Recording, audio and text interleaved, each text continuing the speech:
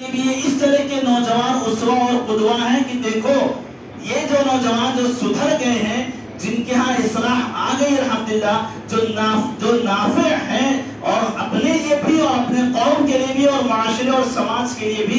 تو یہ نوجوان جس ماحول میں رہ رہے ہیں اسی ماحول میں آپ بھی رہ رہے ہیں۔ جب یہ سدھر سکتے ہیں تو آپ بھی سدھر سکتے ہیں۔ جن چیلنجز کا سامنا آپ کر رہے ہیں اس طرح کے چیلنجز کا سامنا یہ بھی کر رہے ہیں۔ جن فتنوں سے آپ دوچار ہیں اس فتنے سے یہ نوجوان بھی دوچار تھے، لیکن الحمدللہ اپنے آپ کو، اپنے دامن کو، اپنے فکر کو، اپنے منہج کو، اپنے طریقے کو اور اپنے دین کو بچاتے ہوئے الحمدللہ یہ سدھرے ہوئے ہیں اور کام کر رہے ہیں۔ الحمدللہ یہ آپ کے لیے اسوہ ہے، نمونہ ہے اور ماڈل ہے کہ آپ بھی اپنے اندر اصلاح لا سکتے ہیں۔ تو دونوں ناحیت سے یہ جو سدھرے ہوئے نوجوان ہیں الحمدللہ کرنے والے کے لیے بھی اور کیے ہوئے شخص کے لیے بھی یہ اسوہ اور نمونہ ہے۔ اب دوسری چیز کہ نوجوان یہ دیکھیے یہ کسی بھی قوم کے لیے، کسی بھی سماج اور معاشرے کے لیے سب سے اہم ہوتے ہیں، سب سے اہم رول ادا کرتے ہیں۔ نوجوانی کی جو زندگی ہوتی ہے اس میں انسان کے عزم اور حوصلے جوان ہوتے ہیں، کچھ کرنے کا جذبہ ہوتا ہے، کچھ کرنے کی صلاحیت ہوتی ہے اور کچھ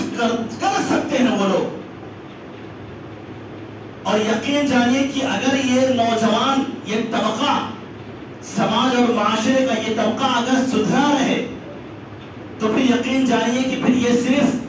اپنے لیے نہیں بلکہ پورے سماج اور پوری قوم کے لیے یہ مصلح بن جاتے ہیں۔ لیکن اگر یہی نوجوان طبقہ ہمارے سماج اور معاشرے کا بگڑ جائے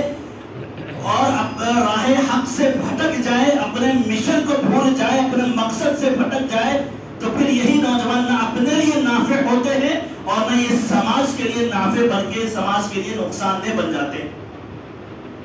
اور اسی لیے دیکھیے شیطان کے جتنے حربے ہوتے ہیں، شیطان کے جتنے حربے ہوتے ہیں، سب سے پہلے اگر کسی پر وہ آزماتا ہے، سب سے زیادہ حربے اگر کسی پر آزماتا ہے تو پھر وہ نوجوانوں پر آزماتا ہے کہ اگر سماج کا یہ طبقہ بگڑ گیا تو پھر سمجھ لو کہ پورا سماج بگڑ گیا۔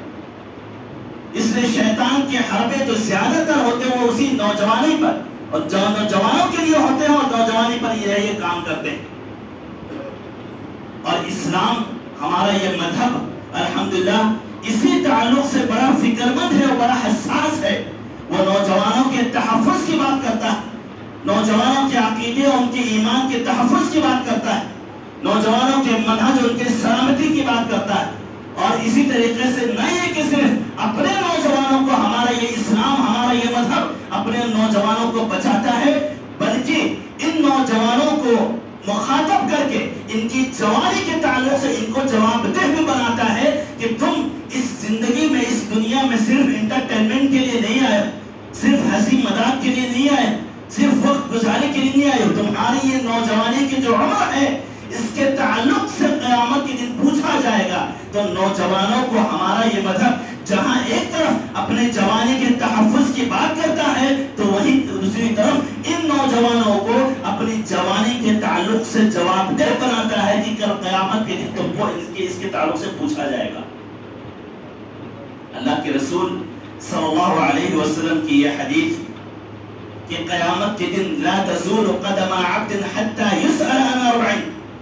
کہ قیامت کے دن کسی بھی بندے کے رب کے سامنے سے پاؤں ہلیں گے نہیں، ہٹیں گے نہیں جب تک کہ اسے 4 چیزوں کے بارے میں سوال نہ کر لیا جائے۔ وہ 4 چیزیں کیا ہیں جس کے تعلق سے پوچھا جائے گا؟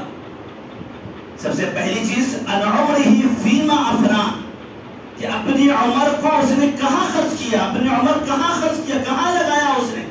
اپنی عمر کس چیز میں گزاری، اطاعت میں گزاری، بندگی میں گزاری، معصیت میں گزاری، نافرمانی میں گزاری، یا یوں ہی ضائع کر دی۔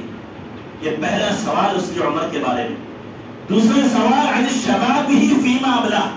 اس کی جوانی کے تعلق سے پوچھا جائے گا کہ اپنی جو جوانی جو تمہیں ملی تھی اس جوانی کو تم نے کہاں ضائع کیا، کہاں لگایا، کس چیز میں صرف کیا۔ اور تیسری چیز مال کے تعلق سے کہاں کمایا، کہاں خرچ کیا، اور چوتھی چیز علم کے تعلق سے کہ کتنا علم حاصل کیا اور کتنا اس پر عمل کیا۔ لیکن یہاں پر محل شاہد جو میں کہنا چاہ رہا ہوں وہ یہ ہے کہ پہلا جو سوال کیا جائے گا کہ تم اپنی عمر کو تم نے کہاں لگایا، اور دوسرا سوال جوانی کے بارے میں، تو کیا یہ جوانی پورے عمر کا حصہ نہیں ہے؟ کیا یہ جوانی اس عمر کا حصہ نہیں، اس زندگی کا حصہ نہیں؟ تو جب ایک بار عمر کے بارے میں سوال کر